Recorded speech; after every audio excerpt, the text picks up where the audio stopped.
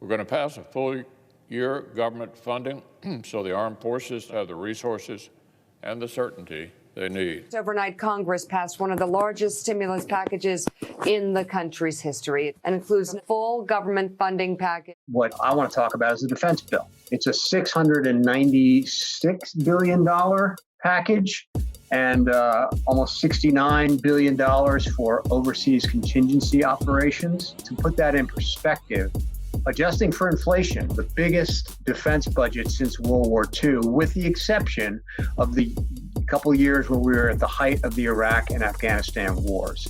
So we have an epic defense budget here.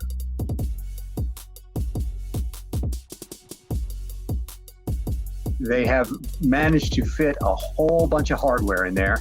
One of the biggest was a second Virginia-class submarine in fiscal 21 for just over $2 billion, which the Senate had not recommended. In fact, the president didn't even request it originally, although he amended his budget request later to include it. There were a number of other ship programs besides the Virginia-class submarine that did well.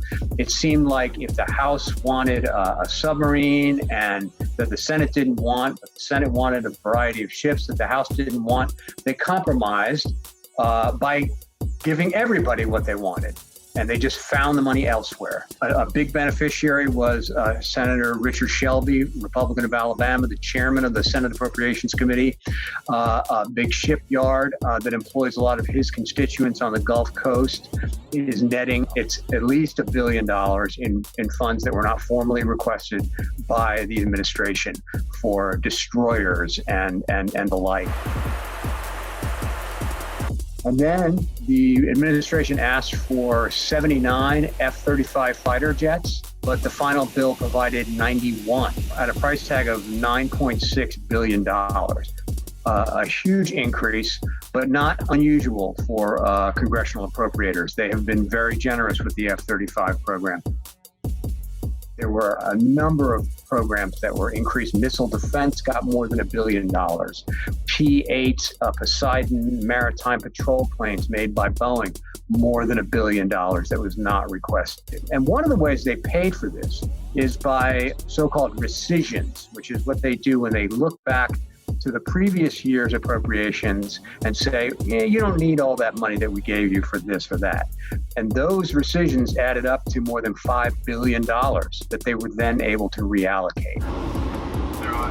To me, the biggest single takeaway from this bill is how they shifted money around, decreasing the amount for military personnel accounts and for so-called operations and maintenance accounts. They shifted money from there to free up more funds for a variety of different weapons programs. So those are just some of the puts and takes that happened in this defense bill.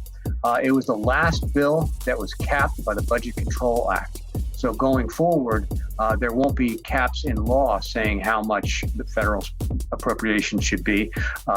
Washington will have to come up with their own figures.